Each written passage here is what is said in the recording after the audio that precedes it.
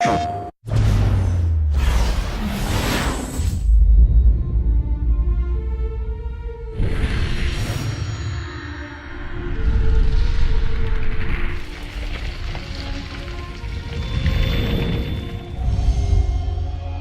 these characters in an IP and in a story is one thing, but bringing them to life is everything. If they don't come to life, it doesn't really matter how much you write. And that was the nice balance between having a story to tell and building a playable character. When you think about video game development, design isn't necessarily where most people would think about character and acting, but we challenge our designers every day that they think about that because it's going to come across. You know, even when we're setting up a scenario for gameplay reasons, we want to make sure that each of those beats and those moments is going to contribute something to the characters. So starting out, we'd usually start with kind of the archetype of what we wanted to convey with the character's emotion and personality. The first character that we started was Galahad, as more of the dark hero in the trench coat. We wanted them to have a kind of rugged, battle-hardened warrior feel, but at the same time have some sense of three-dimensionality to the character. Sir Galahad, this matter is not yet over. Of that you can be sure. Galahad is the knight who has lived long enough to actually understand life, understand relationships and all that, but also become, in so many ways, immune to all of it. He's built a wall. A proper knight must learn to curb his passions. Without passion, monsieur, a man cannot fight. We do not fight men, Marquis. Galahad is kind of a little bit more serious. Lafayette, he's new, he's young. So there's a bit more of a kind of eagerness. He's a little bit more of a risk taker. Men, half-breeds, what does it matter? Vive la liberté. He's a modern-day man. I mean, he brings a little bit of levity to the situation, but for all his joviality, he also has lived through two wars that have probably taught him in his position more than anybody could have even in a few hundred years. As the kind of apprentice training knight, we wanted a nice contrast with him and the kind of more seasoned knights in the order. Do you trust anyone, mon général? Never accept, always question. Sebastian Mallory is one of the elder knights. He has lived long enough that he's seen a lot more than anybody else, practically. And so he just had the kind of poise and this sense of kind of this grizzled veteran.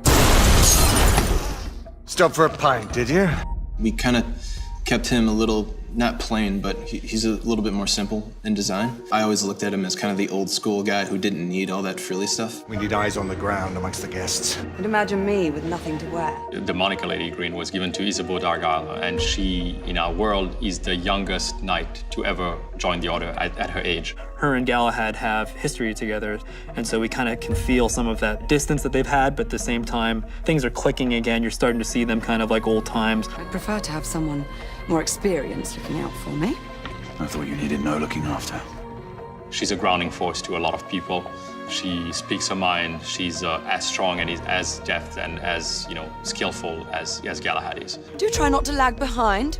It wouldn't make sense to do the typical video game, busty, curvy woman, and especially it wouldn't be accurate to the time. I mean, if you looked at the dresses, I mean, they barely had an ounce of skin showing, so we really had to be more creative with her design. So on the other end was how we take kind of broader facial structure and archetype and get it on a highly emotive face that runs in real time. One of the hardest part about characters is that, we're humans, we're people, and our brain is really trained at recognizing any little flaws or inconsistencies that you would see in another human. We have to deal with almost every facet of human anatomy to make sure it looks correct. We scan the 3D face of an actor, and then we take that in-house and we manipulate it, make it slight mutations to make it our character. Every animation of the humans in game is mocapped, and we have head cams mounted on the actor.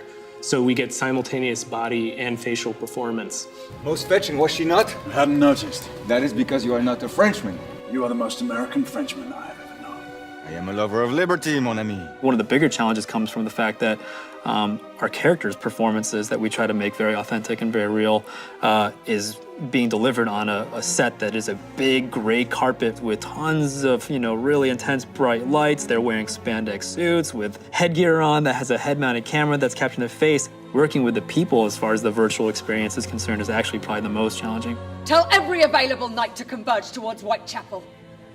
It's always going to be a balance. It's always going to be a balance of going too far with it, where people feel like, okay, I really want mechanics, or too little with it, where they get mechanics but they don't get context and immersion. But it's been a great balance, actually, that we've been able to achieve in the last few years. There is no magical ingredient to the process. It's just a lot of blood, sweat, and tears. But I think the end result, it really gives a sense of believability and personality of the characters. Right, where are you going? To finish what we started. This is no time for vengeance! Come to your senses! The technology of being able to make these characters believable and realistic creates that, I think, that opportunity for us to kind of sit there and make the nuances count and make the things that you maybe would normally skip over for a video game and not really dwell on the little human beats. We try to make sure that those are really woven into the game because for us it really matters.